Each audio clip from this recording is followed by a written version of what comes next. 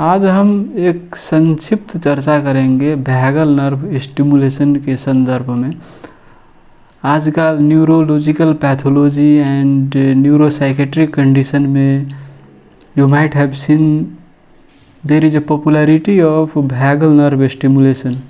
तो वो दो तरह से वैगस नर्व को स्टिमुलेट करती है। एक ठो तार इंसर्ट करती है, बैटरी यहाँ पर लगा देती है और तार कनेक्ट कर देती है और इंसिजन देकर वैगस नर्व से वो तार को कनेक्ट कर देती है और वो कुछ करंट देती रहती है और बीच बीच में वैगस नर्व को स्टिमुलेट करती रहती है। तो वो इंसिजन देना पड़ता है, तार को भीतर ले जाना पड़ता है वैगस नर्व के कांटेक्ट में।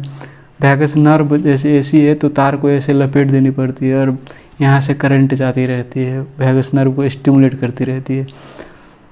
तो इन्वेजिव टेक्निक वाली है वो हो गई। एक तो होती है नॉन इन्वेजिव। आपको अल्ट्रासाउंड की जैसे प्रोब होती है यहाँ पर रखेंगे तो वो उसमें बैटरी भी होती है, वो पल्स जनरेट करती है और यहाँ पर लगा देंगे तो वो पल्स डायरेक्ट डिलीवर करेगी भीतर, इस सॉफ्ट टिश्यू से होकर जाएगी और वैगस नर्व को स्टिमुलेट करेगी। तो वो हो गए दो टेक्निक है, नॉन इन्वेजिव एंड इन्वेजिव।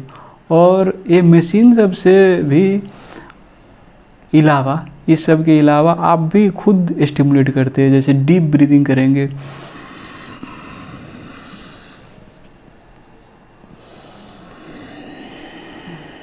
इस सब से भी वैगस नर्व स्टिमुलेट करती होती है। और एक तो कोल्ड वाटर स्प्लैश करेंगे फेस पर, उससे भी होती है। या कि गार्गलिंग करेंगे कोल्ड वाटर से, या जैसे करता है ना ओ,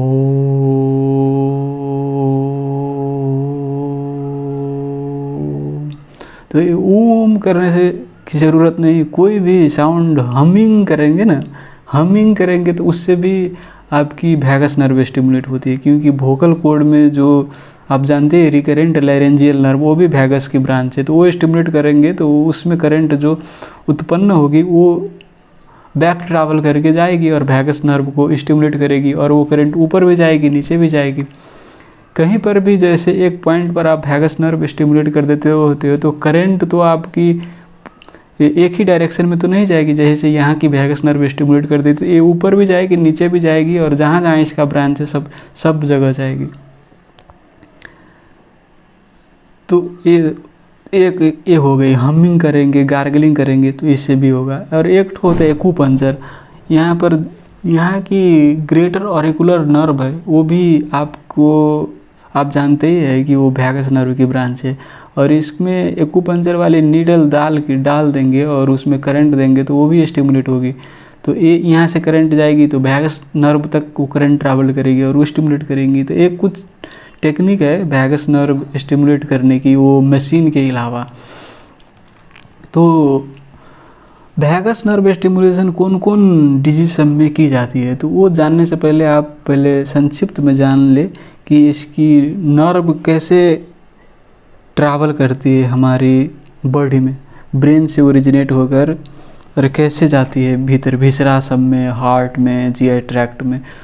तो आप जानते ही है कि ब्रेन स्टेम में न्यूक्लियस होती है वैगस नर्व की, और वो न्यूक्लियस कनेक्ट होती है ऊपर हाइपोथैलेमस, लिम्बिक सिस्टम, कॉर्टेक्स, सबसे ऊपर भी कनेक्ट होती है। और नीचे वो vagus nerve brain stem nuclei से निकलकर हार्ट को इनर्वेट करती है, गैस्ट्रोइंटेस्टिनल ट्रैक्ट को, पूरे स्टोमक, इंटेस्टिन, कोलोन सबको इनर्वेट किए रहती है, राइट।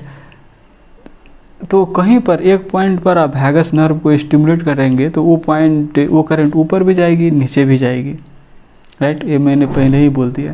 तो अब चर्चा करें इसकी यूजेज की, किस किस कंडीशन में हम यूज करें। एक तो होती है इपिलेप्सी में जब वो ड्रग सबसे एंटी कन्वल्सेंट सबसे रिस्पोंड नहीं करती है तो वैसे केसेस में हम वैगस नर्व स्टिमुलेट करते हैं। तो वैगस नर्व कैसे काम करती है आपको कि वो न्यूक्लियस को स्टिमुलेट करती है और न्यूक्लियस से होकर वो करंट ऊपर जाएगी, राइट, वो कॉर्टेक्स तरफ जाएगी और वहाँ पर गाबा न्यूरोट्रांसमीटर को ज़्यादा रिलीज करेगी। और गाबा आप जानते ही है इनहिबिटरी है, तो ज़्यादा इनहिबिटरी न्यूरोट्रांसमीटर होगी तो मोटर न्यूरॉन सब फायर नहीं करेगी और एपिलेप्सी कम होगी।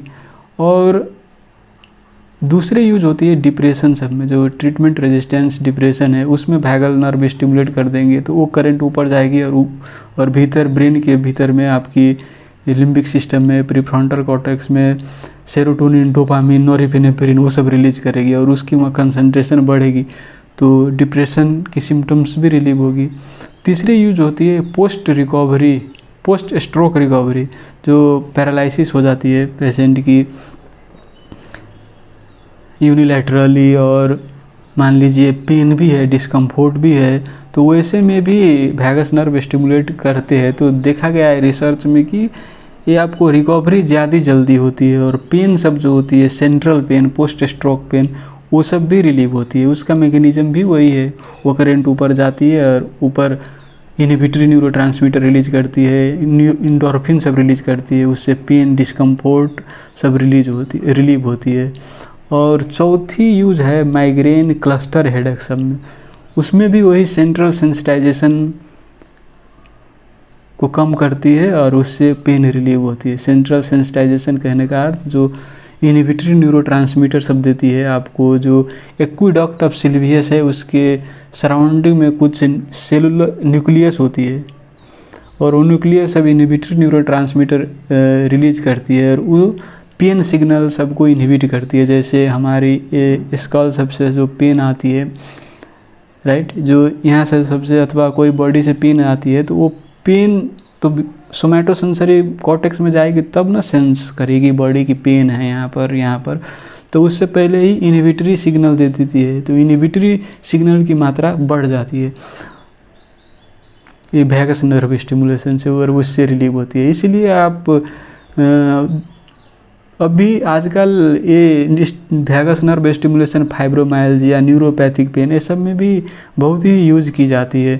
और क्रोनिक इन्फ्लामेटरी कंडीशन सब जो होती है, रूमेटॉइड अर्थराइटिस जिसमें और मेडिसिन से रिलीफ नहीं हो रही है, NSAID फ्रिक्वेंटली लेना पड़ रहा है, तो NSAID जानते ही आप सबकी लंबे समय लेते हैं तो बहुत सी साइड इफ़ेक्ट होती है, not only gastric issue but analgesic nephropathy and CKD में भी गया हुआ कितने पेशेंट हम देखे हैं NSAID के यूज़ के कारण से। तो वो rheumatoid arthritis, inflammatory bowel disease जिसमें पेशेंट को डिजेबलिंग सिम्टम्स होती रहती है, डिस्कम्फोर्ट, पेन होती है, उस सब में भी वैगस नर्व स्टिमुलेट कर देंगे तो पेन और एंटी इन्फ्लामेटरी साइटोकिन्स की मात्रा भी बढ़ जाती है शरीर में और इन्फ्लामेशन सब में भी हेल्प होती है।